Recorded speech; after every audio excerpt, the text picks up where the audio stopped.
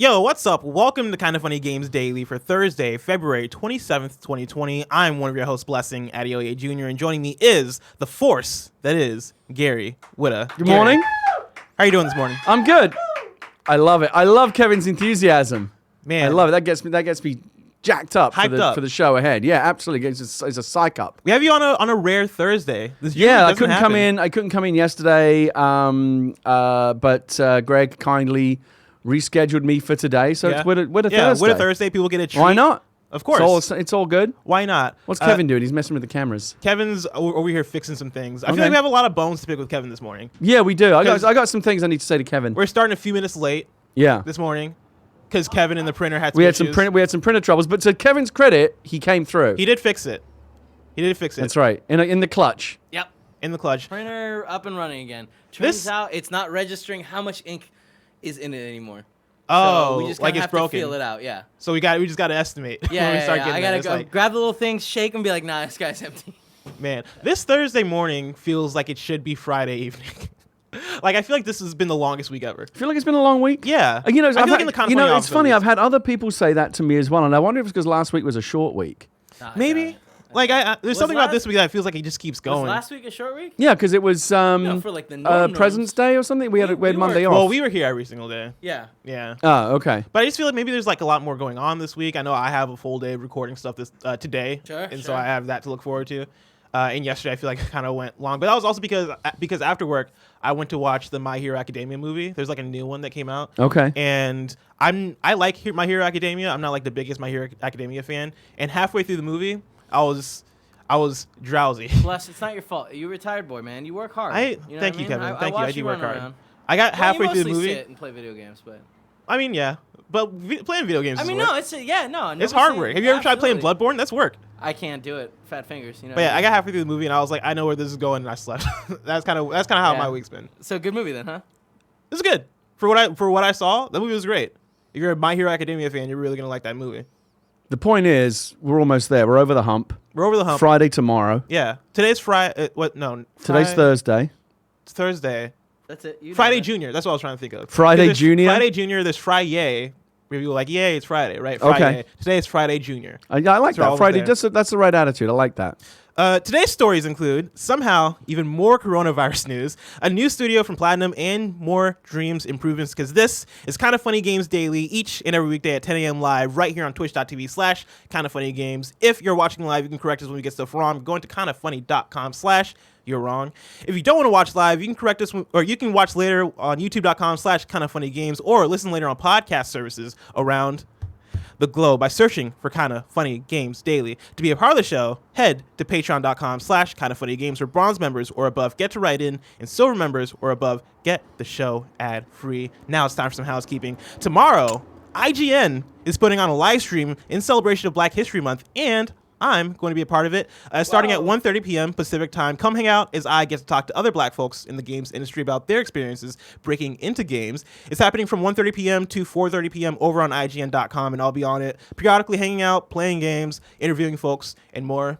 I think it was Jonathan Dornbush who emailed me a few weeks ago. It was him and Lucy O'Brien. They emailed me, and they're like, hey, do you want to come hang out? And I was like, sure. And a few days ago, they're like, hey, you're going to be interviewing people. And I was like, oh, sweet. Excitement. I get to actually talk and have conversations and have a good old time. That's great. Yeah. I like that they're doing that. Oh yeah, no, I think it's always awesome whenever they have events like this. I know they did their Pride stream. I know throughout the year whenever occasions pop up where they can do live streams in order to spotlight people who could use the spotlight, or just celebrate diverse people. I know that's really cool. Like to do that. And yeah. So good for IGN. I'm really excited about that tomorrow. So if you want to come hang out, again, 1:30 p.m. Pacific time over on IGN.com. YouTube.com/IGN probably also is going to be there. And then, Gary, did you play? You of course had to have played Ocarina of Time, right? Mm-hmm. One of the greatest games ever made. As I've said before on the show, I'm not really a Zelda guy. I've never played any Zelda game all the way through. Okay, but I've dabbled. Now, how good are you at doing the Navi voice? I don't know what that is. When you say Navi, I think of Avatar. Well, that's pretty much the same thing. They're a little smaller, but same thing. It's not the same at all. Navi's like the fairy in Ocarina of Time. The fairy that hang out around. They didn't have Navi in Breath of the Wild, so I don't know. So what is the Navi voice? Can you do it? It's like a high pitched. I've done it before. I don't like doing it. Give it a try. Hey, listen. That's what it is. That's pretty close. You nailed it. Sounds like Mickey Mouse. As some of you may know, boss baby Barrett Courtney spent most of the past year playing every major Zelda game, and because of your support on Patreon back in January, has been working on Zelda in Review, an in-review special where Barrett reviews every Zelda game he played, ranks each game, and rediscovers what makes The Legend of Zelda special. Zelda in Review comes out on the 3rd anniversary of Breath of the Wild. That's March 3rd. That's Tuesday, as a YouTube premiere at 2 p.m. Pacific time on youtube.com/kindafunnygames. Make sure to come watch as we premiere Zelda in Review and hang out in the chat as Barrett answers questions and talks to you even more about The Legend of Zelda. I'm very excited for that. Apparently the video is really long. I know that Barrett really threw himself into this project, Yeah. right? This was a big passion project for Barrett. He put a lot of work into it, Yeah. a lot of hours. I feel like people and he's very proud of it. People very much underestimate Barrett because, like, I mentioned this on a I show always before. have. You of course, Kevin. You always That's have not true. Come underestimated on, you Barrett. know that. Oh, I thought you were being serious. No. Oh, well, I mean, now that we're here, we might as well be honest, man. I've been watching you. I've been seeing how you've been underestimating Barrett. But like before Barrett started working here, right? Like I followed some of his work even before he was working at IGN. I followed some of his work doing like editing video essays, and he's really good at it. I've always really enjoyed them. Yeah, he's really good at it. And so I'm excited for this to happen because I feel like people are gonna finally understand why they call Barrett the boss baby. Emphasis on boss. The boss baby. Thank you to our Patreon producers, James Davis, David Mintel, Mind Freak, Mohammed, the nanobiologist, Frank Furter, Shiraz Razak, Patrick Higgins, Travis Gaikowski, Drew Gardner, Dominic Shorter, Jenny Burnt, Joseph Solar, and Katie Gallagher. Today we're brought to you by the Besties and the Gaming Ride Home podcast, but I'll tell you about that later. For now, let's begin with what is, and forever will be, the Roper Report. Hey, before we jump in, It's time for some news. We have 6 items today. A baker's dozen. real quick, before we jump into the news, because I promised I would do this every week, I got to give you a quick weight update. I lost 2 more pounds. Currently, nice. Oh, all right. 229.4. So overall, this is as of the scale this morning. As of today, I'm down 23.4 pounds. Wow. Since I started. Congratulations. So I'm about halfway to my goal weight. Dude, I'm that's awesome. looking at myself on the monitor right now. I look think great. you can start to see it. No, for sure. I You think I'm look starting great. to look a little bit thinner. Now, What do is you it- think, Kevin? I think that's a yes from Kevin. Yeah. Yeah? See it. You can see Qualified. It's not a very Turn not a very sideways a little bit. enthusiastic Turn yes. sideways Now, a is this- little bit. What? Turn sideways a little bit. I think it's more your body than anything. Stand up. Let me see. No, what are you going to twirl around for you? I'm not going to do Well, that. I mean, maybe a little bit.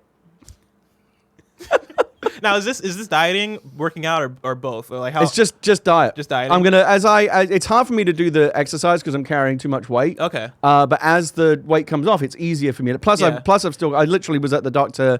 I was at an orthopedic doctor yesterday having my ankle checked out because my ankle is still fucked from a badminton injury Yeah. about 5 weeks ago, and I'm going to be going to physical therapy to try and get it back into fighting shape. But until then, it's hard for me to do a lot of exercises. I mean, looking at you in the monitor right now, I could easily see buff Gary Whitta. Oh, it's coming. It's coming. I can it's see the future. it's going to happen. Yeah. What Marvel movie have they hired you for? What's that? So what Marvel movie have they hired you? You know, I would love that. Like, I should get That would be Kumail awesome. to hook me up with his trainer so I could Gary's been doing, do like, that the- do that the pose Kumail where I'm workout. looking all buff. Dude, I can't wait. It's coming. Are you cool with Camille? Yeah, I know him. Dude, just hit him up. Just work out with him. Yeah. He doesn't do it anymore. 'Cause he's too busy. But he used to have a gaming podcast with his wife Emily Yeah. that he did together called The Indoor Kids, and I used to go on that. Man, you guys are all cool. Everybody that works here is so cool, except for Kevin. Like, No, Kevin's cool. everybody- I'm mean, a little bit. just bummed that I haven't been invited to Gary Whitta's hot tub. You know? I thought I had invited you. Wait, Gary Whitta has a Well, hot the tub? They have a hot problem tub? is I've invited Andy and Tim Well, because yeah, no, they're the no. most attractive ones, and they're the ones that I would. Okay. You know, well, good that point. hurts. I That would want hurts. them. I would want them in my hot tub before anyone else. hurts. It's a very a good lot. point. It's a very good point. Number 1 on the Roper Report, Microsoft's Xbox Series X will be able to resume games even after a reboot. This is by Tom Warren of The Verge.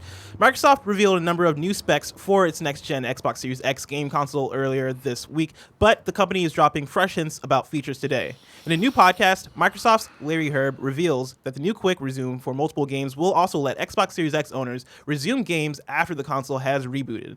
Microsoft used a similar feature on the Xbox One to resume games, but Xbox Series X will resume multiple games from a suspended state, whether you're rebooting the console, switching games, or resuming from standby. Quote, I had to reboot because I had a system update, and then I went back to the game and went right back into it, reveals Herb on the podcast. He continues, so it survives a reboot. That will be useful for any dashboard updates that would usually interrupt any progress in a game, and it sets the stage for encouraging player habits of simply switching off a console and not worrying about save points. Now, this is where the article, I think, gets even more interesting. It doesn't lead with this, but I feel like this maybe should have been more noted, because this is where things get cool to me.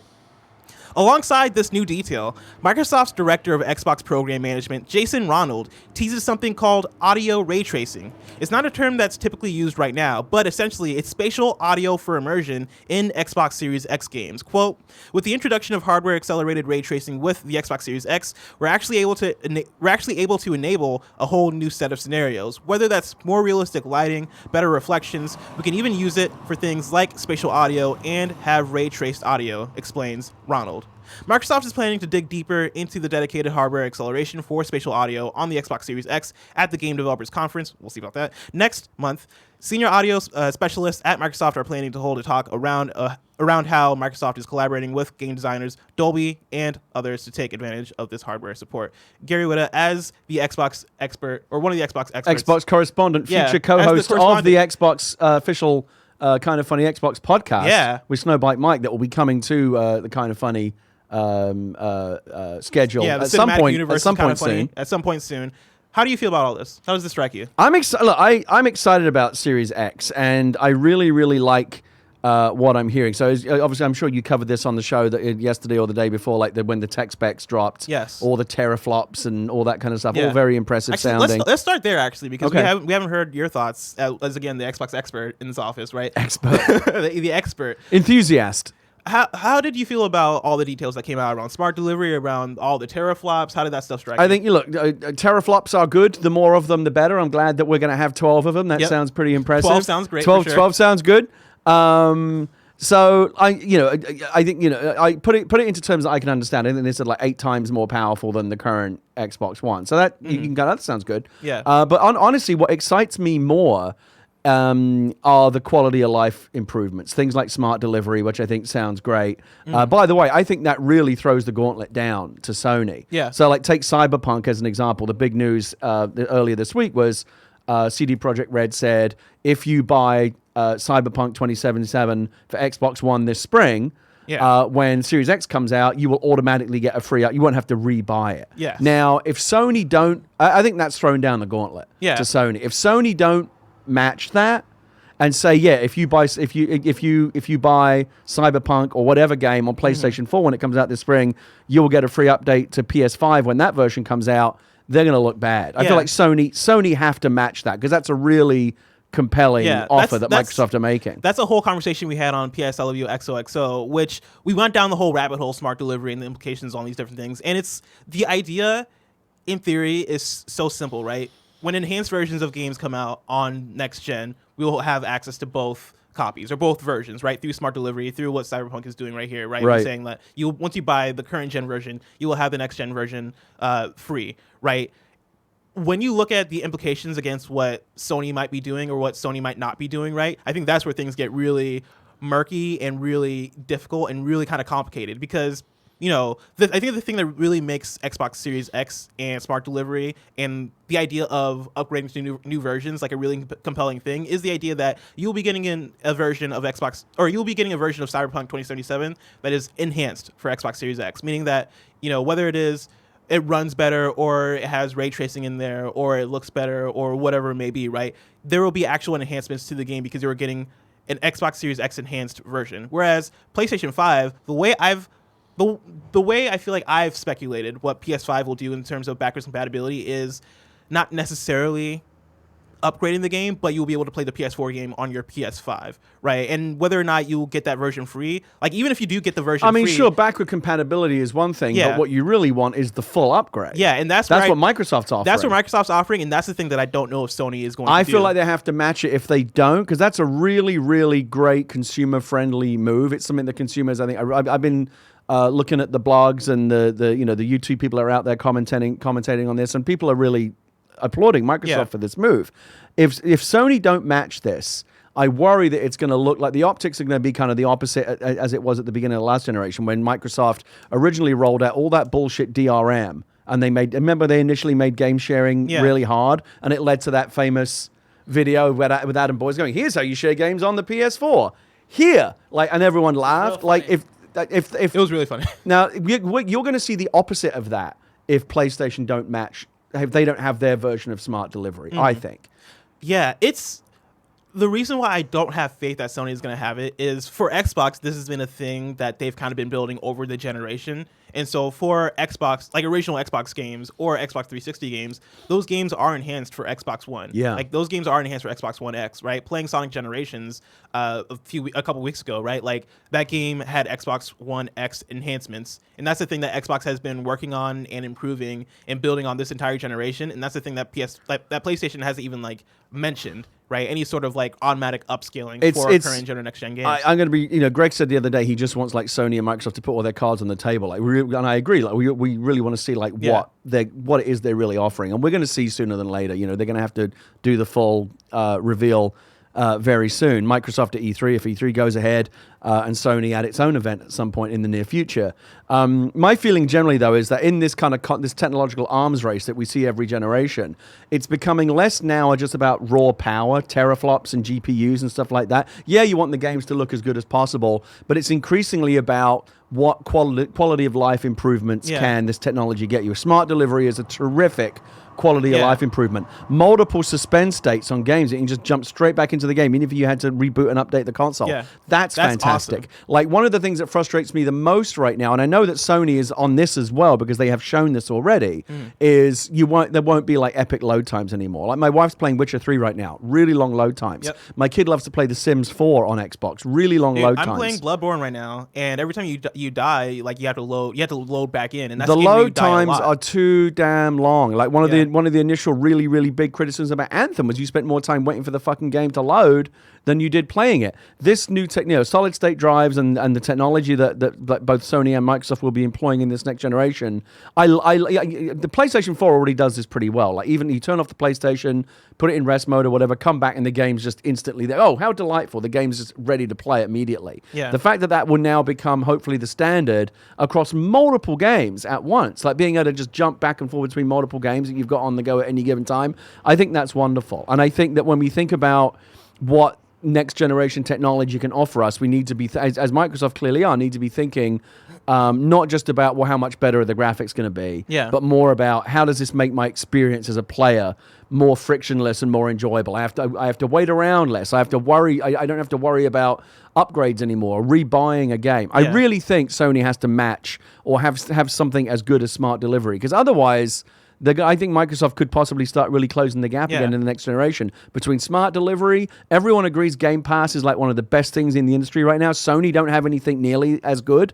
They got to start thinking less in terms of just a technological arms race and more in terms of just what console are you going to have the best time playing. And right now, Microsoft has played some very, very strong cards. I want to see what Sony's got. Yeah, this week has been the first time where I've truly felt excited for next gen, because now... Oh, yeah, I can't wait. Yeah, now that Microsoft is speaking out loud about the ways in which the technology is actually going to affect the games and affect how you play the games, like the idea of smart delivery, and now, right, with Game Resume, which they talked about earlier in the week, but it's saying that now I can restart my Xbox and like not have to worry about I love that. Restarting, right? I still have just less waiting around. States. Yeah, less waiting around, less having to less having to worry about like, okay, cool, I'm gonna have to get to the save state just in case there's an update or whatever. It's little things that add up to a lot. I've said this before. I know it sounds stupid, but I know there are people out there who agree with me. One of the things I'm most excited about in the next hardware generation is just USB-C on the controllers. Yeah. So I don't have to fuck around with that awful micro USB plug anymore. I hate that stupid plug. Yeah. Yeah, I've got the Xbox Elite 2 controller that charges via USB-C, and it's a delight because that plug just slides in and out really, really easily. You don't have to fiddle around with that awful micro USB. Yeah. And that's something that will go away in the next generation as well. So little quality of life improvements across the board that add up to a lot. So this is the first time I've heard about the term audio ray tracing. And that does sound like a bullshit term. It does, but in theory, right? I think the idea that, because ray tracing, as you know, we know it as far as lighting goes, right? Realistic lighting, the way light dissipates in real life, right? That is then replicated in the game or simulated in the game. I feel like if you do that for sound, that could add such an actual deeper level, especially for like competitive multiplayer games, where if I am playing Call of Duty, right? Imagine I'm in the game and I hear footsteps from like around the corner, and the ways in which those footsteps echo around the room like makes me aware that, okay, no, these footsteps sound like they're coming around that corner. Right. Like that sounds off the chain. And that can actually help you in gameplay. Back when I used to play Sirens are on our end. back when I used to play PlayerUnknown's Battlegrounds, Mm-hmm. you have to play with headphones because the spatial positional audio, like when a shot whistles by you, there's like a whole science to like figuring out where that shot came from based on how the positional audio plays out through your headphones. Yeah. And so, it can help with gameplay. It can also just be immersive. I think many people don't appreciate just how much immersive spatial audio can add to a game experience because they don't, having a really good positional sound setup, most people don't have that. That's like a high-end thing. One of the questions I have about this is, and which hopefully they'll answer this soon, is this something that you would need like a high-end surround sound setup or headphones to really appreciate, or would like my regular TV or a sound bar, like, because you can simulate this stuff. Yeah. You can you can like give the impression of like audio coming from behind you based on how the speakers kind of throw it around the room. I don't know if this is something that like anyone with just a TV or headphones. I mean, headphones are always, I think, the best way to do it. I feel like you would definitely need some kind of 3D audio headphones, like that sort of deal, in order to truly make this matter. But even like I played Hellblade with like very crappy headphones, or they weren't very crappy. They're like $20 Sony, like those black headphones that are like over the ear, right? And that still made that game, and the ways in which they used, I think they call it binaural audio. The way in which they used that still felt cool. And, for like, sure, dynamic in just those crappy headphones. And so I'm sure like using audio ray tracing with like regular headphones will have some effect, but you probably need like 3D audio or some sort of like better surround sound system to really. You're gonna see more and more of this, and like not everybody wants to hook up their living room with surround sound because it's a big hassle.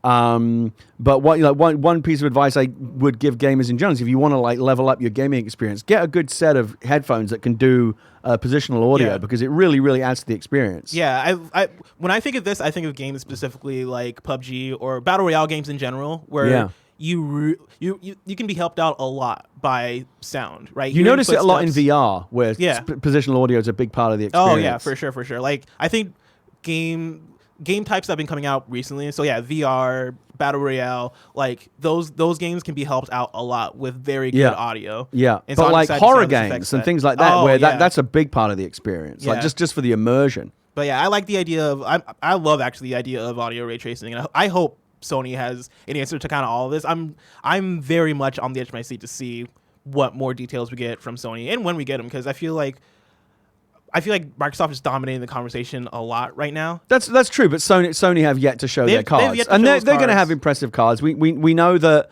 the suspend state stuff. They already showed a demo of that some months ago. I think they showed Spider-Man load times on PlayStation 4, and then running on PS5 hardware. Like the load time was almost instant. So that's going to be nice. I think they'll probably also offer multiple suspend states. The smart delivery thing, though, is that's a big gauntlet, and I really think that.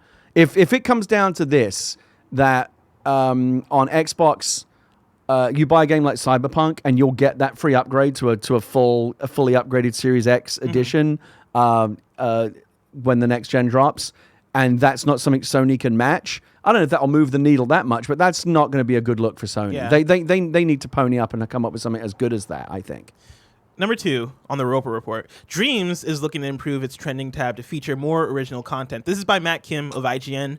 Dreams, Media Molecule's newest game / creation tool, has been hit with creatives looking to flex their game design prowess, but some say the discovery tool that's meant to highlight up-and-coming projects tend to favor viral content over original creations, something that Media Molecule says it's looking to address. Dreams is a tool that lets creators work within the Dreams game engine and create all kinds of games, animations, and visual content.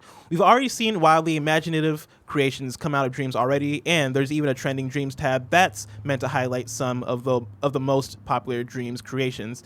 But one critique of the trending system is how it places more weight on games based purely on plays and not necessarily likes. In practice, this floats remakes and memes up to the top over original creations that may not have gone viral.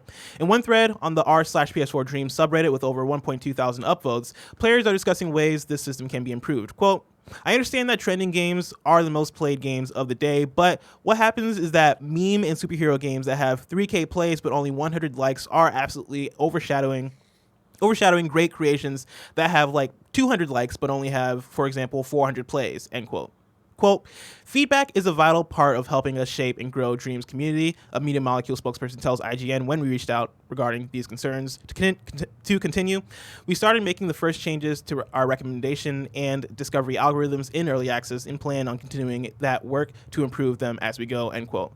Media Molecule specifically mentions the Reddit thread saying, quote, the Reddit thread currently contains some good ideas, such as the likes versus plays ratio currently, and we are certainly giving them some careful consideration as part of this process, end quote. Gary, have you played Dreams yet? No, but I'm very, very impressed by it and some of the creations I've seen coming out of it. I should get it. I really want to mess around with it, and even if I'm not interested in creating anything on my own, I want to see what other people are creating in it. That's how I play Dreams. I haven't really created anything in Dreams yet. I've like messed around a little bit with the creation tools, but not enough to where I'm like, I'm going to create a whole game. It's just amazing. It's amazing to me how robust it seems to be. Like you really can create almost anything. It's really awesome, and I think to this article and the Reddit threads and all this stuff, right? I kind of see where they're coming from, because on this last episode of PSLW XOXO that we recorded this week, I kind of talked about some of the Dreams that I had been playing, and I highlighted two, and both of them were remakes, right? Like one of them was one of them was just Tetris. Like somebody made Tetris in Dreams, which is like a really cool, really impressive thing.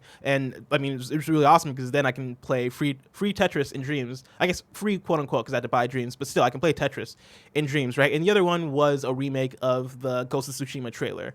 And I think Greg brought up the question of like, yeah, you notice that like both of these things are remakes, and it is because these things go viral. Right, like the Ghost of Tsushima, because they have built-in recognition. Yeah, built-in recognition. When the Dreams Early Access first dropped, there were like PT remakes and what was the zombie space Dead Space? Yeah, dude, there was a Dead Space remake in Dreams.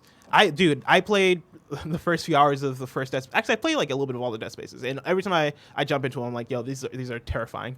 That's why I've never beaten them, because they're so scary. But you know, like a lot of remakes and a lot of fan creations are getting the most, and memes, right, are getting the most highlight because of that. I can see that. And so I understand the idea of, hey, let's figure out ways to highlight more original content, because original content is really great in Dreams. Greg sent me a thing the other day. Somebody recreated the Darth Vader in the hallway I saw that sequence too. from the end of Rogue One, it's which like is so impressive. And that's really cool to see. And I think that recreating things can be a great way to learn the tools and the techniques, but I do agree that they should fiddle with their algorithm a little bit to try and favor original content more. Because that's I think, you know, if Media Molecule a year from now are looking at this and most of the stuff that's floating to the top is like memes and recreations of things and not like truly original ideas, I think they would consider that a failure. I think Dreams is meant to be a tool to create new original things, not just recreate shit we've seen before.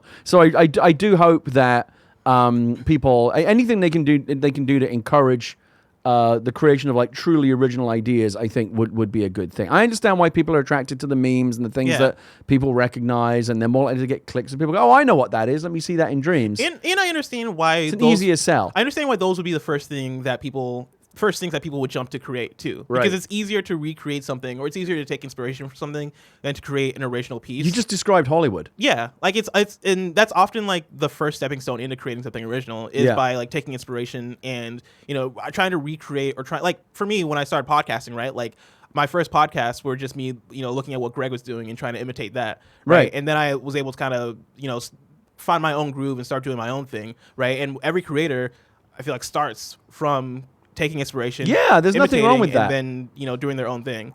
And so I think that's why early on we're seeing a lot of recreations. Is that's how you learn how to use the tools. And like that's the stuff that gets viral. But I also think that stuff is necessary in the first few periods of the game. So I'm glad that Media Molecule is aware of it. I hope that they fiddle with their metrics or their algorithm a little bit to try and create a better ecosystem for original ideas to float to the top. Again, I get it. It's a challenge. It really is like Hollywood. You know, remakes and sequels are popular because the studios know that people will go to see those things because they go, oh, yeah, I know what that is. Yeah. I recognize that. I remember that. That's familiar to me. as opposed to having to sell a totally original idea, which can be a tougher sell. Jamie S. writes in and says, "Good morning, Blessing and Gary. Last night, IGN's Matt Kim reported that Media Molecule is looking into improvements for the trending tab in Dreams in order to better feature original content over flashy, viral remakes and memes.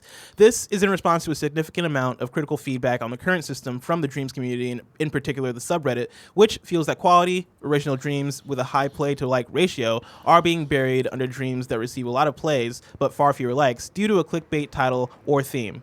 Blessing, as someone who has really dived into the content that Dreams has to offer, what do you feel Media Molecule should do in this situation? Is there a benefit in Dreams going viral so frequently with these flashy remakes, or is this hurting the long-term viability of the platform? Is it better for Media Molecule to focus on supporting the creators and players who are already invested, or should they be pushing viral content to catch the eyes of the uninitiated? Thanks." I think there's a balance to it, because I don't think you should not promote remakes, and like you should not promote like stuff that's taking inspiration from other stuff, right? I feel like that stuff is valuable to the platform. I feel like that stuff like in the first year of Dreams, right? That stuff has already shown people how impressive Dreams can be, right? Seeing people recreate things. I think Media Molecule already is messing around with different ways to showcase cool Dreams. Like they have their game jams in Dreams. They have different categories for different types of Dreams, right? So even if like the main trending Dreams tab is a lot of remakes and stuff, there are like a bunch of other tabs in Dreams that you can look at and be like, oh, here's something original, right? Like that stuff is already being surfaced in a way by Media Molecule that allows us to actually see them. But yeah, I do think it'd be good to tweak the algorithm for the trending Dreams tab, right? Like, and also I would say just don't leave it to the mercy of an algorithm. We see where algorithms get us. They serve up fucked up recommendations, on YouTube and on Amazon and on play. They like, why the fuck are you showing me this? I don't want any, because the algorithm is like reaching a conclusion that makes no sense. There's no substitute for manual human curation. Yeah. And Media Molecule have the power to do that. Have a little team of curators who are pushing the things that they like. You can do like trending Dream of the Day or Dream of the Week and manually push the original stuff. Yeah, and that's my thing too, is they do that. Like they have a dream of or a pick of the week kind of deal where they do like a staff pick or whatever, like in a bookstore. Pick, right? Yeah, and they have like the different categories and stuff. Like I think they're doing a good job of surfacing that stuff. I think the thing that people are complaining about mainly is that the trending Dreams tab is like the main algorithm decided one, and I think is at like the very top. And so maybe like moving that around, testing around, but it sucks because I also don't want it to be fully curated by Media Molecule, right? I would like ways for things to be naturally surfaced, right? Because I feel like that's how you get or that allows us ourselves, right, as the users, as the players, to really dictate like what's there's nothing wrong with having a section that is just driven by just by a child. Yeah. Like, this is the thing that has the most plays. This is the thing that has the most likes. Like it or not, this is what's popular in the community right now. By all means, have that section, but also have a curated section where the Media Molecule team could say, this is stuff that we really think has merit and we want you to see. We have the power to put that in front of you, so we're going to do that. Yeah, and I think that I have no doubts that they'll figure this out pretty quickly, because they've already been on that road. Like they've already been doing that. They already are really good about highlighting the things that they like. They even have a section that is like Dreams that we've streamed on our live stream, right? Like they go pretty in depth as far as surfacing the good stuff. And so I have no doubts that they'll tweak whether it's they tweak the algorithm or mix around how they surface the algorithm based stuff. Like they'll fix it. I'm pretty sure they will. Number 3, Platinum Games is opening a new studio. This is by Michael McWherter of Polygon. Bayonetta and Nier Automata developer Platinum Games is growing. The developer has announced today that it has opened a new studio based in Tokyo that will develop live service games for consoles, a brand new endeavor for the company known best for its single-player action games. Platinum Games has experimented with live service games in the past, but primarily on mobile platforms. The studio worked on two titles, Lost Order for Grand Blue publisher Cygames and World of Demons for DNA. That followed the live service model, but both appear to have been canceled. Executive Vice President and studio head Atsushi Inaba calls Platinum's Tokyo expansion, quote, a step towards a new challenge for us. Quote, so far, the name Platinum Games has been nearly synonymous with single-player action games, Inaba said on the Platinum Games website. But going forward, we're looking to expand into new genres and styles of play. One of these new challenges for us is console live ops game development. These aren't these aren't games we work on until they were done, and that's all. Rather, we continue working on them to provide new content long after release. We want to explore this ongoing development pattern in the home console space. Our new Tokyo office will play a major role as we expand into live ops game development. The starting core members of our future live ops team who will be working there are already part of Platinum Games. Now, Gary, have you played any Platinum games? Are you a Platinum Games fan at all? Bayonetta and Nier. You know, I have Nier on my PlayStation, and I really, dude. it's Nier Automata is great. It's part of my backlog of shame. Yeah, Nier Automata, like Astral Chain on Switch, you know, they developed. Oh, really right, good. they did that too. Yeah, like Wonderful 101. I'm trying to think of more. Vanquish. No, there's a lot like Vanquish, Mad World. There's one that I played. They make good games. Oh, Metal Gear Rising: Revengeance or whatever. Their games are primarily single-player action hack and slash games, right? And now they're opening a new studio that is going to be focused on live service games. I really like this, honestly. Like, I know, like, I feel like the immediate jump would be to think that this is like them kind of selling out a bit, which I kind of understand what that perspective would be, because like I feel like live service games can easily be identified as them trying to be a money grab, right? Or like them trying to make money. And it obviously is, but I think for them, one, I want to see what that type of game looks like for them, because I think like the idea of a Platinum game that is multiplayer, that is fast action, sounds like it could be fun. But then also I think if them making this type of game helps them to keep their studio afloat because they're independent, I think that's an awesome thing. And so I don't know, I think this is cool. There's a lot of stigma out there right now attached to, you know, kind of the games as a service, live games, all that kind of stuff. And rightly so, because a lot of the games that are out there right now in that category are not good. You know, every week there's a new embarrassing story about Anthem or Fallout 76 or whatever.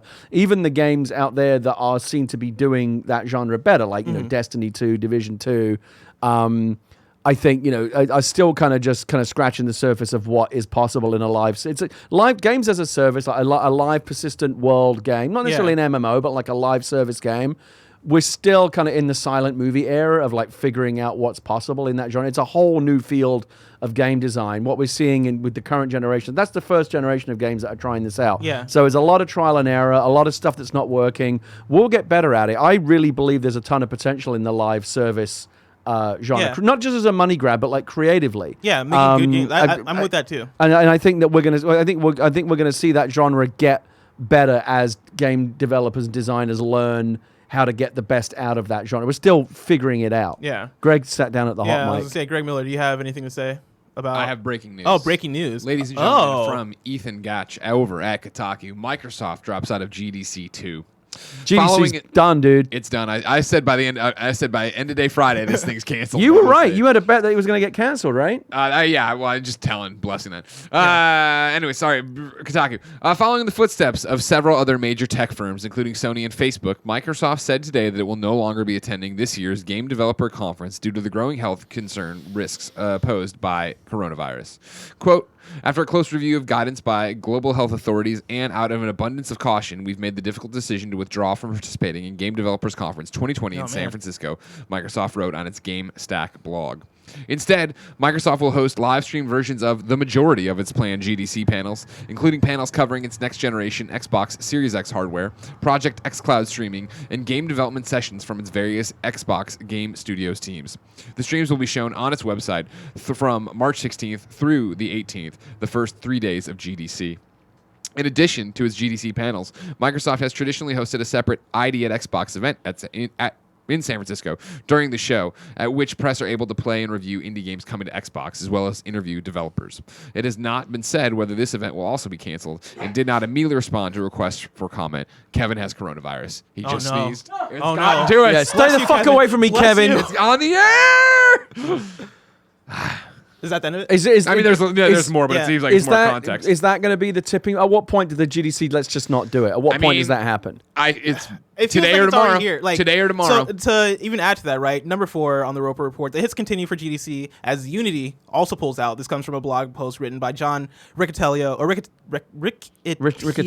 Riccitiello, CEO of Unity Technologies, titled an update on our GDC 2020 plans. He writes, GDC is always our favorite time of the year at Unity. It's a chance for us to connect with creators, customers, players, and partners from around the world. Unfortunately, this year, after much thought and deliberation, we have made the difficult decision to pull out of GDC 2020.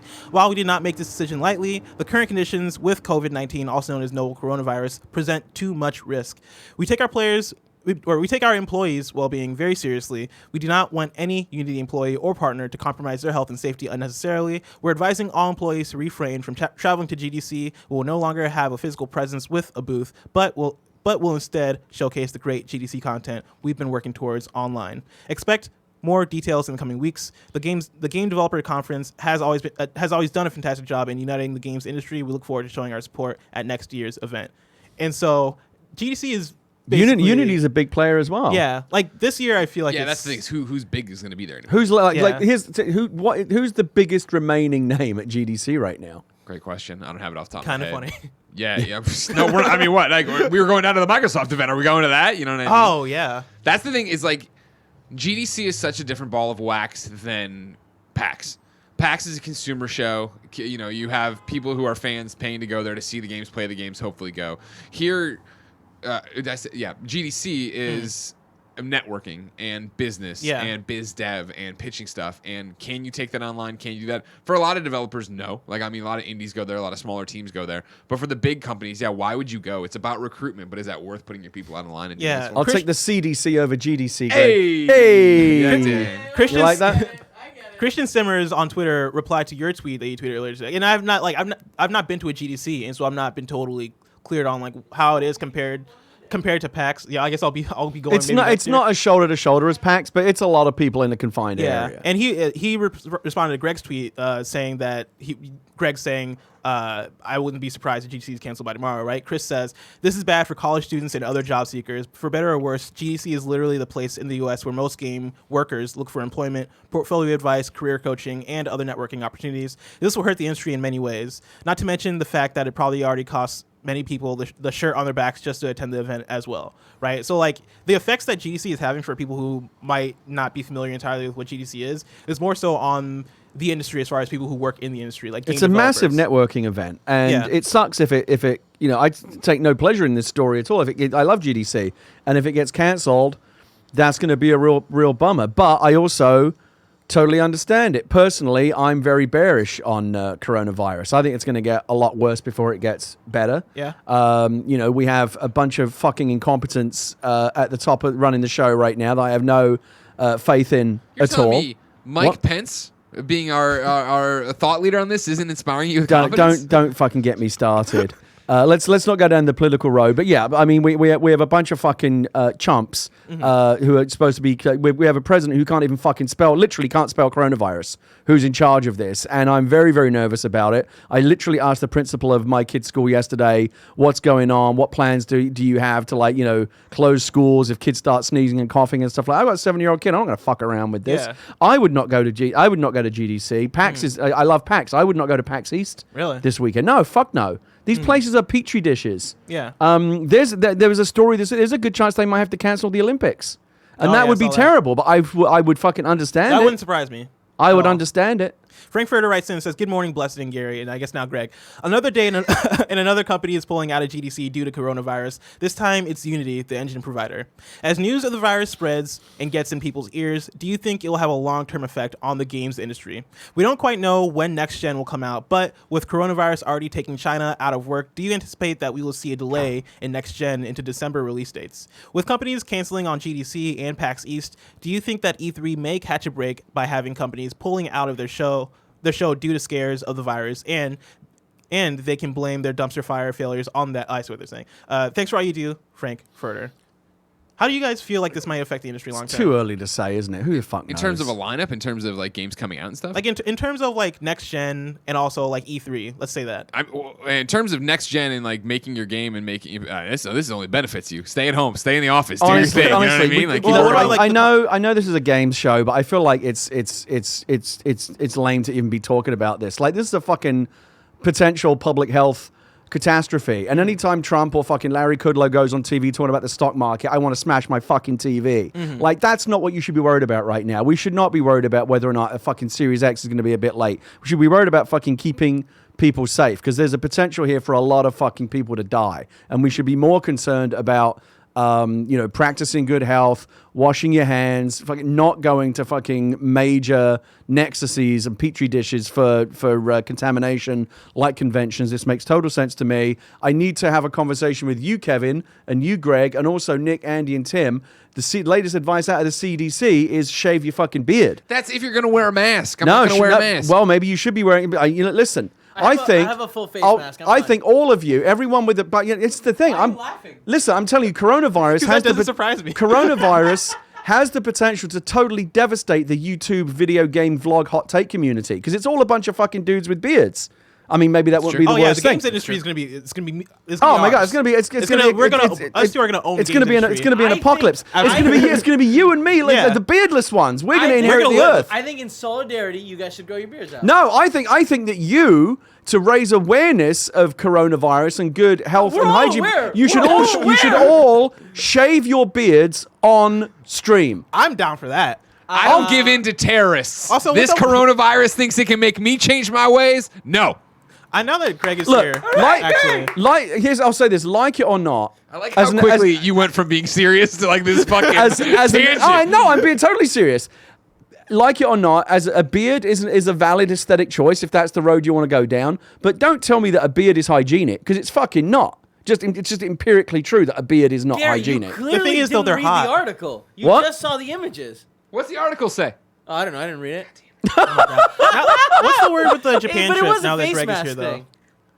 Wow. I was originally coming in to tell you I'm getting ready to book the tickets, but this is a fucking great this is such a great get out of jail free card for Greg. I love you too much, Bless. You're too important to the company to send to Japan. I'm willing to take the risk. Nah, I won't let you do it. I'm sorry, because you can sue us for negligence if you went. It won't be an issue in like. You know what? I hear Nick calling me. I gotta go. Oh no.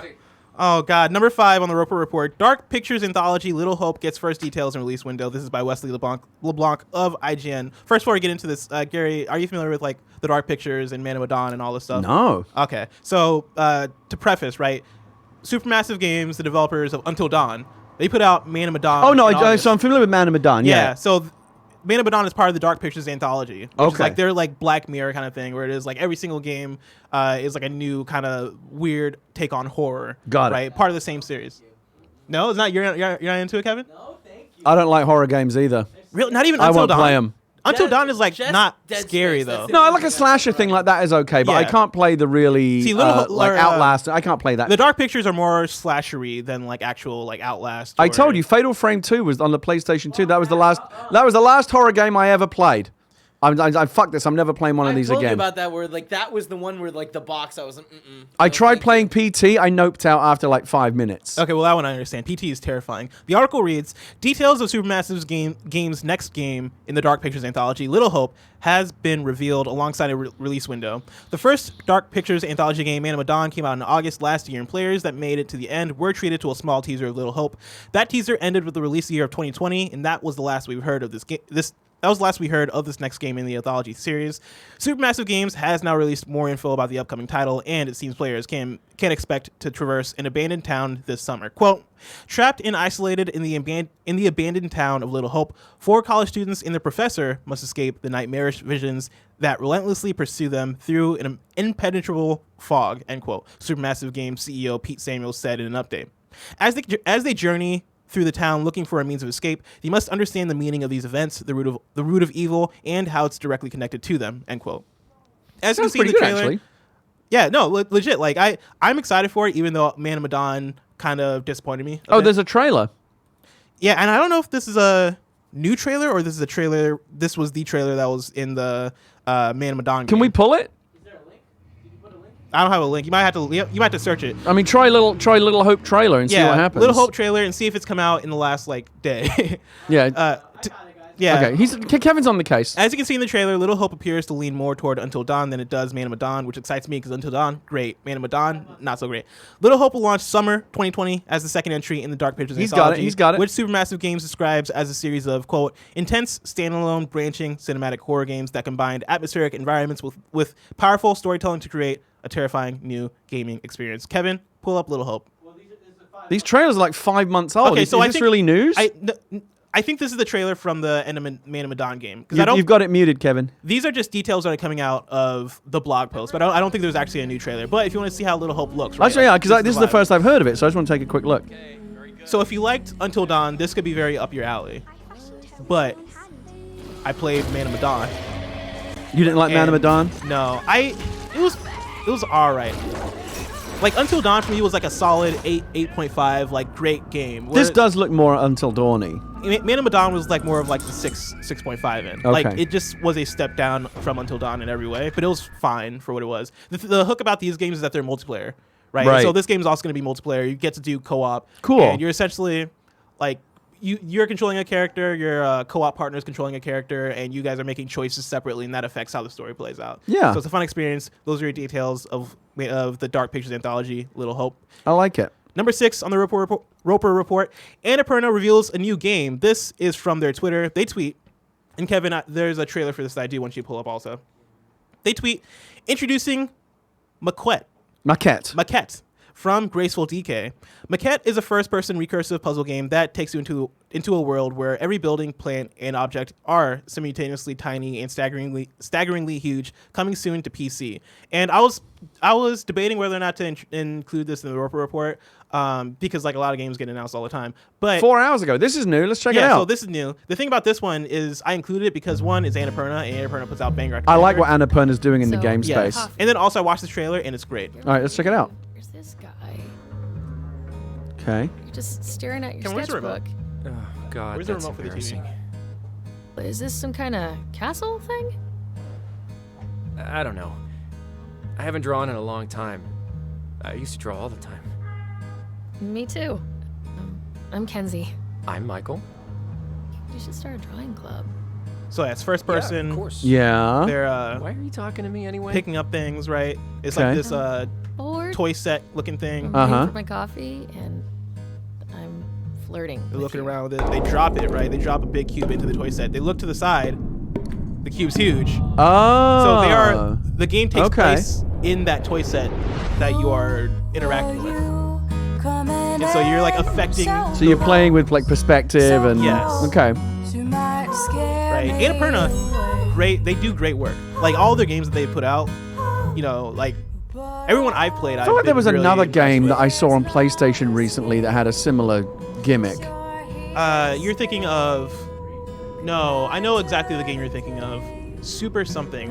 It's like Superliminal. Yes. Yes, I played Similar that game at gimmick. PAX. Yeah, similar gimmick. And I really liked what I played of that game at PAX. I like it. Yeah, looks cool.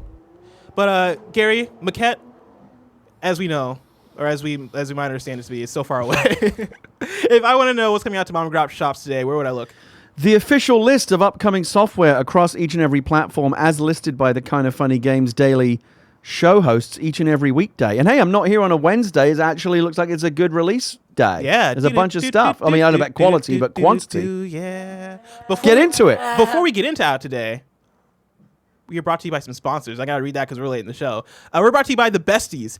Hey, listeners, we know you love all things video games, so we want to tell you about a Spotify original podcast called The Besties. Every Friday, the creators of The Adventure Zone, Justin and Griffin McElroy, are joined by their two best friends and hardened video game reporters, Russ Frushtick and Chris Plant, to go deep on a single new video game. If you've been a fan of Polygon, you'll know these guys. They co-founded it. Plus, the Besties cover all the major moments in video games in 2020, from new console launches to Cyberpunk 2077 and beyond, and probably coronavirus.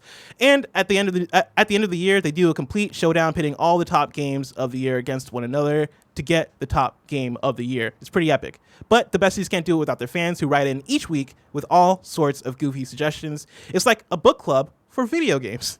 I love Griffin McElroy. I love Justin McElroy. I think they make great podcasts, and so the Besties, I'm going to say it, is one that you should definitely check out. You can find the Besties on Spotify, which also has your favorite podcasts, including this one and music, all for free. Listen to the Besties free only on Spotify. Next, we're brought to you by the Gaming Ride Home podcast. I want to tell you about a great new podcast, the Gaming Ride Home podcast. It's a video game.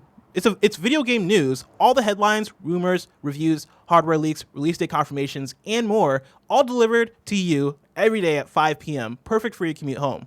The show is hosted by former Game Informer and IGN writer Kyle Hilliard, and it's only 15 to 20 minutes long. It's like Too Long Didn't Read as a service. Kyle is online all day, reading all the tweets, reading all the rumor blogs, consolidating all the chatter around the world, the entire world of gaming, so that he can catch you up on everything that happened while you were living your busy life. This is the latest show from the Ride Home Podcast Network, the daily news podcast, folks, celebrating 2 years and 25 million downloads. Search your podcast app right now and subscribe to Gaming Ride Home. Out today, we got Soul Axiom on Switch, Overpass on PC, Heaven Dust on Switch and PC, Under Hero on Switch, which I played for PS Love You XOXO a few weeks ago, but it got delayed on Switch, so now it's out today. It was cool. It was all right.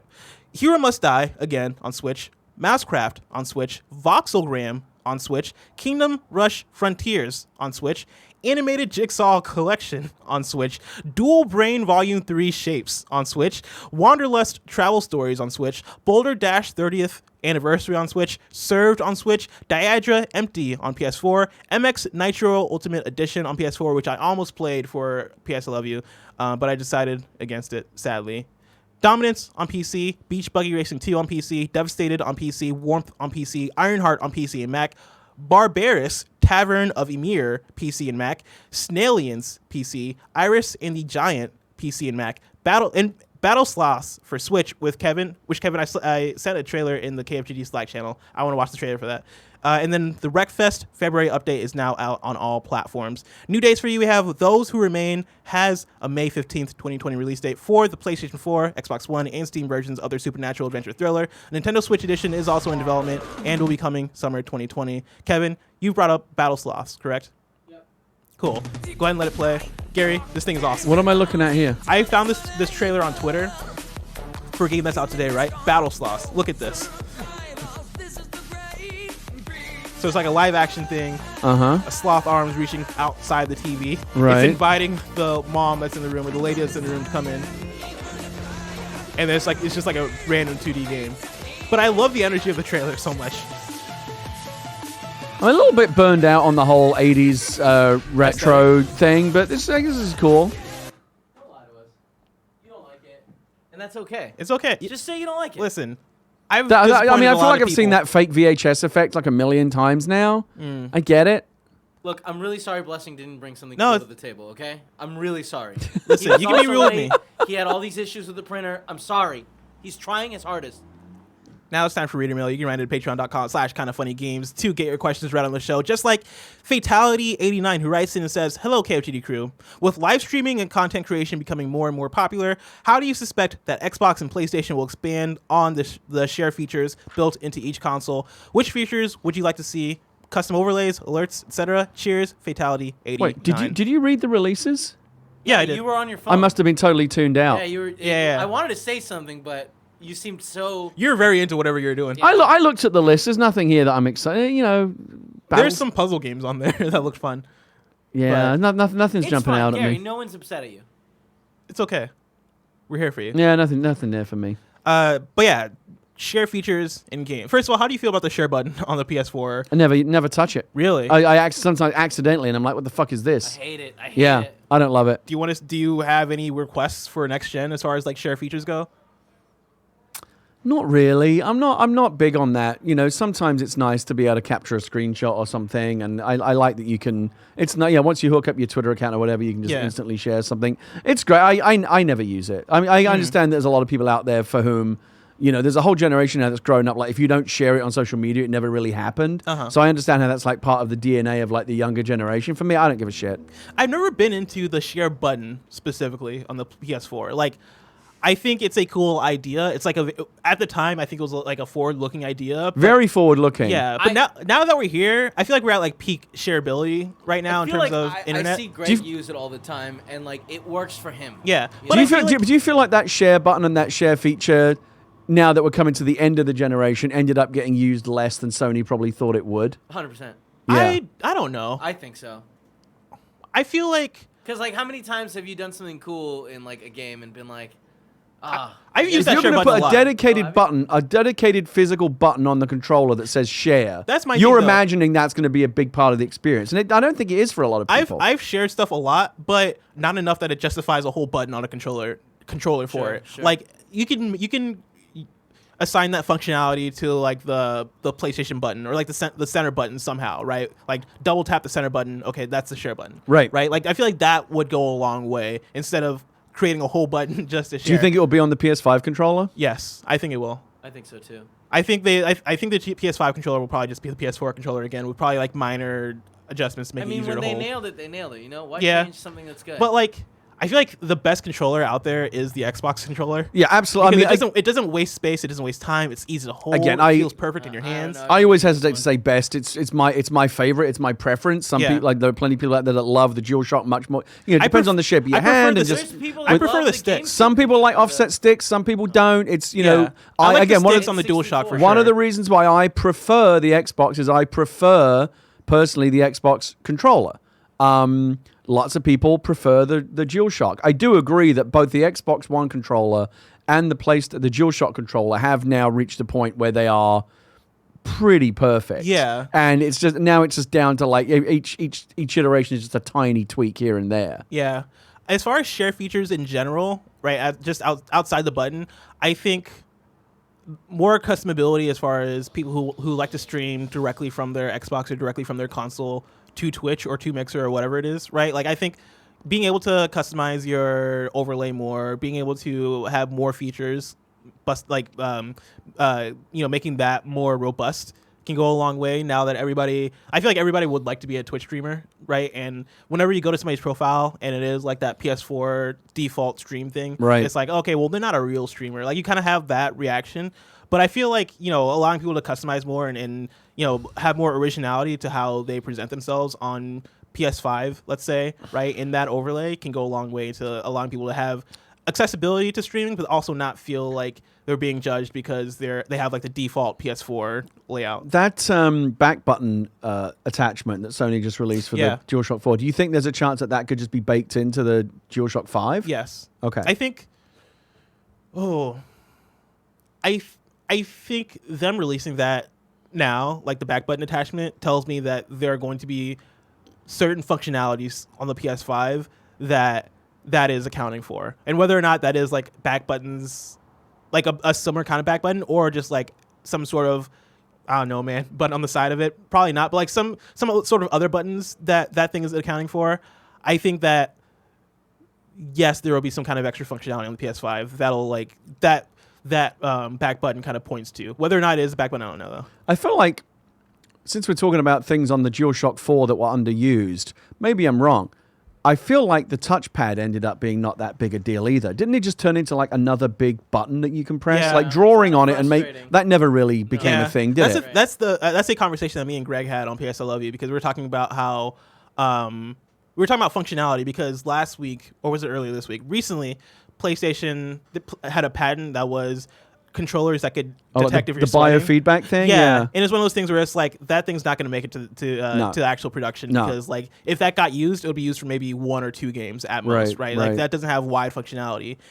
In a way that the touchpad, I feel like at the end of the day, isn't the biggest success, because really only first-party games and a few third-party games used it. Like not enough games actually used the touchpad. It got used a lot when the PlayStation 4 first came out, because Sony was saying like, use it. We want people to see you can use it. Yeah. But like when I play games that have it now, it's usually just a big rectangular button that brings up the map or something. Yeah. Like it's not, and it's not special. The reason for that is if you're a third-party developer, right? Say you're Ubisoft, you're making Assassin's Creed, Yeah. and you want to. The Xbox doesn't have it. The Xbox Right. doesn't have it. So Right. why would you add functionality for the PS4 that is going to just make more work for you when you can just when all the same buttons are there, you can just forget that the touchpad swiping stuff really exists right? And like people don't necessarily like. I feel like the touchpad, as far as how it works, doesn't feel super accurate when it does come into play. Like I feel like there's a delay there when you do start swiping things that makes it kind of frustrating.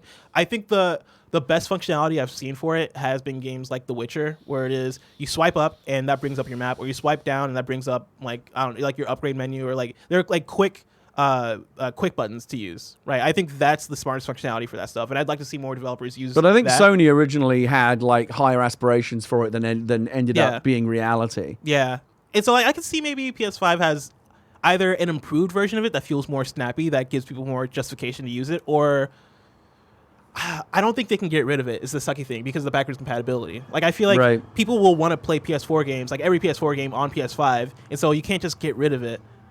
And so that presents the issue that it's going to have to stay, I guess. Yeah. That's the bummer about it. Yeah. Alexis writes in to patreon.com/kindoffunnygames. It says, with all the talk of smart delivery and the likelihood of only one copy of a game being sold, with the system determining what version to load, do you expect all versions to be on the disc itself? Comparing these to just downloading the Xbox One X patch, what happens to players who don't have their system connected to the internet? Are we unknowingly returning to the Microsoft's original always online Xbox? Gary, you're the Xbox expert. Xbox enthusiast. Xbox enthusiast. I don't know. It's a good question. I don't know the answer. Whether I think Microsoft has intimated that there'll just be one box that says like Xbox or whatever, Xbox One, Xbox One X, Series X, and you pick it up, and whatever version of whichever console you put that one disc into, that's the version that you get. Now, whether or not that means that every version is on the disc, or it will you'll have to download some kind of patch or whatever, I don't know. I think that the question of like what happens to players who don't have their systems connected to the internet is becoming less and less relevant, because most people do at this point. Like, it's hard for me to imagine you having an Xbox One or a PlayStation 4 that isn't in any way connected to the internet and being able to do much of anything already. Like, that's been the reality for a long time. Now, I know a lot of people don't have, I'm very lucky, I have great internet, but many people don't. And, just day one patches and things like that, 50, 60 gigabyte patches. Those are a huge issue for people with slower internet connections, with data caps, things like that. I'm very lucky I don't have a data cap, but many, many people do, because internet providers are fucking evil. And if you've got like a terabyte data cap or whatever, and, you're doing a lot of streaming stuff like that, if I'm looking at, I would hate to have to be, as many people do, like, 60, fuck, I've got to do the math. Like, how much is that in my data cap? Is like, what's going on? It would be really, really annoying for me. But look, 5G, things, it's going to get better. We already live in an already connected world.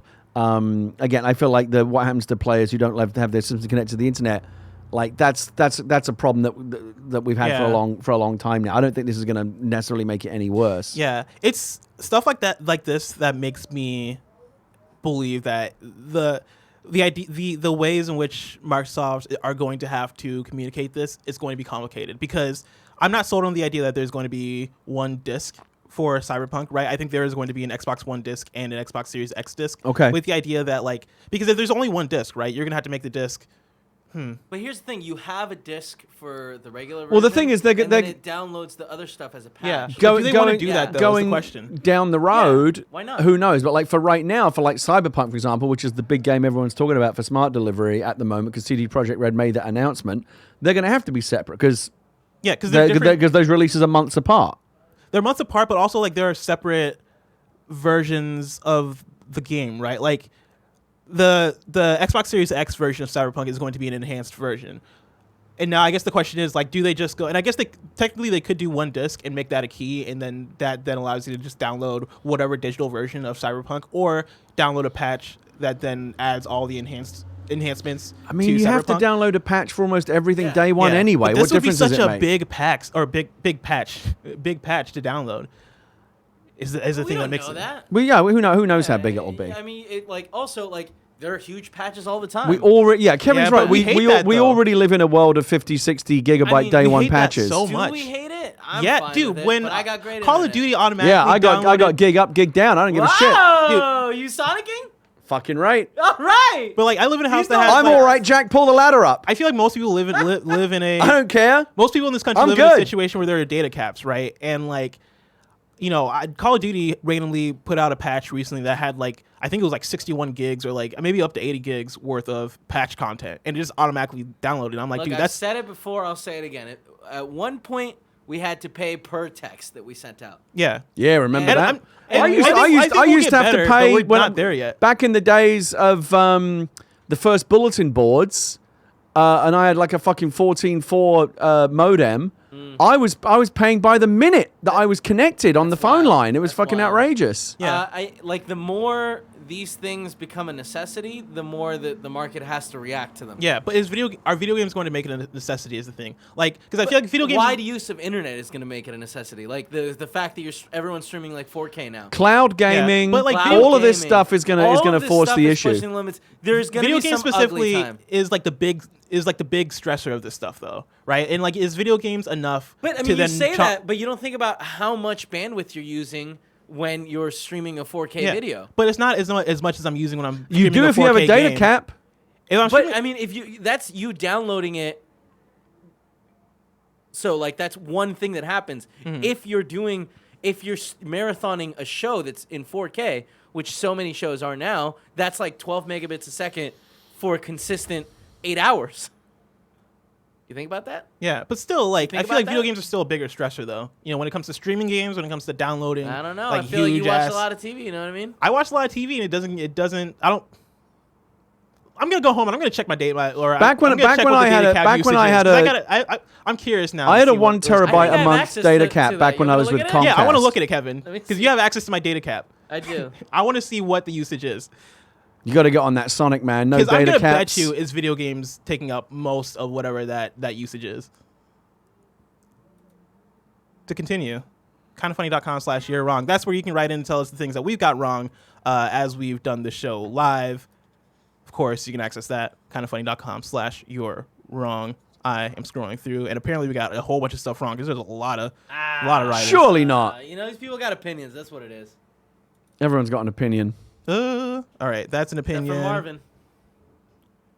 That's not a you're wrong. That's not a you're wrong. Come on, guys. You're making this difficult. I say punish them. Uh, Just end the show.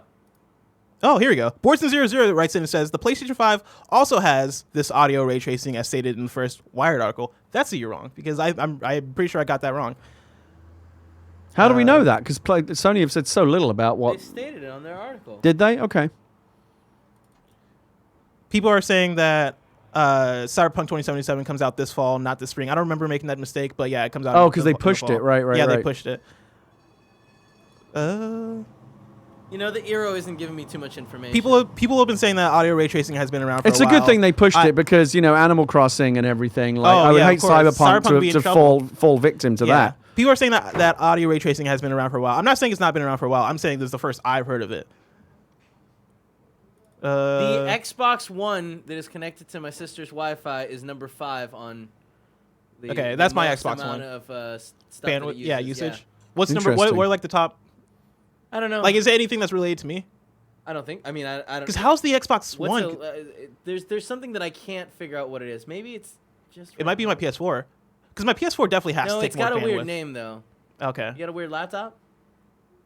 maybe. Galaxy Note 5 is number 2, which That's could not be me. my sister's or. Number 2? Okay, her maybe you're right, Kevin. See what I'm talking about, man? What are they doing on their phone that takes up that much bandwidth? Watching shit, man. On their phone? That's what it looks like.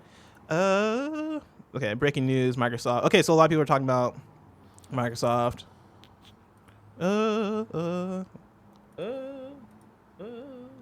Not in my mouth, writes in and says Hyper Jumper is out today on Switch. Not in my mouth. Wow. Jesus Christ. So many games is out. Okay, people, stop joking around with kindoffunny.com/you're wrong. Okay, well, wait, actually, no. So many games No, is. punish them. Punish them. No, okay, I guess this is a real one. So All right, what many do you got? games What do is you coming got? to Switch This is today. an asshole. It's a game called So Many Games, which I read that originally and thought somebody was trying to punk me, but I guess Can't be punked. There's a game called So Many Games. I'm gonna look this up because I want to make sure I'm not being punked. Nah, they'd never punk you. Good kids. They definitely would punk me. They're good kids out there. This is what happens, Kevin, because we're not wrong. We're right all the time. Yeah, so they have to people make they things just up. get frightened. They want to Yeah. troll us instead because they can't catch us out. God, I hate them. Okay, well I can't find it, so I think somebody's punking me. I think somebody made multiple profiles to write that You in. want me to block them? Yes, block them. Okay. Block them. Fucking A. Drop that ban hammer. Tomorrow's host It's Greg and me. Greg hosting me in the passenger seat. It's going to be a fun old time. Of course, this has been Kind of Funny Games Daily, each and every weekday live right here on twitch.tv/kindoffunnygames. We run you through the nerdy news you need to know about. We have a Patreon post show for those that are subbed at the silver level of patreon.com/kindoffunnygames. So stick around for that. Otherwise, until next time, Game Daily.